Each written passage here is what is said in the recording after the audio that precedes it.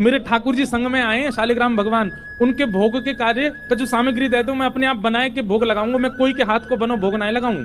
तो मैया ने सूखी सामग्री दे दी, आटा दाल चावल चीनी नमक आदि सब दे दिए। बोले बाबा प्रेम से बनाओ भोग लगाओ ठाकुर जी को। गर्गाचार्य जी महाराज ने सब प्रसादी सिद्ध करी। अंत में अपने ठाकुर जी के लिए बढ़िया नंद बाबा की गैया की दूध में से सुगंधी आवे। ठाकुर जी की गैया के दुग्ध सामान्य नहीं है, सुगंधी युक्त दुग्ध है। वासों ठाकुर जी की अधोटी खीर बनाई। अधोटी मतलब रबड़ी जैसी खीर, पतरी पतरी खीर ना है पामे ठाकुर जी, अधोटी खीर बनाई गर्गाचार्य जी ने।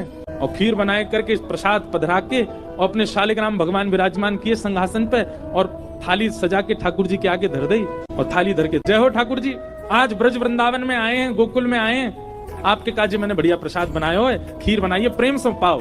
और गर्गाचार्य जी को नियम है जहां पर्दा की व्यवस्था होवे वहां पर्दा लगा दें, जहां पर्दा की व्यवस्था नहीं तो वहां गर्गाचार्य जी अपने मुंह पे कपड़ा डाल लें और कपड़ा डाल के और नाम जप में बैठ जाएं। 2-3 माला तक करते रहेंगे, ठाकुर जी भोग लगा लेंगे। अब यहाँ गर्गाचार्य जी तो नाम जप में चले गए। इतने में ही भीतर आंगन में खेल रहे ठाकुर जी खेलते खेलते रुक गए। बलराम जी बोले लाला कहाँ गए हो, तो रुक गए हो? ठाकुर जी बोलना तो जानते नहीं, पर बलराम जी और ठाकुर जी तो मन ही मन बात करें। ठाकुर जी बोले बा भैया बहुत जोर को भगत आया बाहर, गर्गाचार्य नाम है जाको, और जाने आज अधोटी दूध की खीर बनाई है और मेरा तो मन है रो भाई खाया हूं मैं जोर से, बुलाऊ रहो भोग के काजे, बहुत दिना तक यहाँ ने मेरे शालिग्राम की भोग लगायो, आज मन कर रहा है प्रत्यक्ष भोग लगाया हूँ यहाँ के प्रसाद को। बलराम जी बोले ठीक है लाला चलो जा, और बढ़िया लगे तो मुँह बुला लियो। ठाकुर जी घुटमुन चल के गए, चलनो आवे ना है घुटमुन चले बस, और चल करके गए और उनके ठाकुर जी के आगे धरी हुई थाली में सब सामग्री रखी है, पर ठाकुर जी ने खीर ही उठाई और खीर उठाई करके बैठ गए।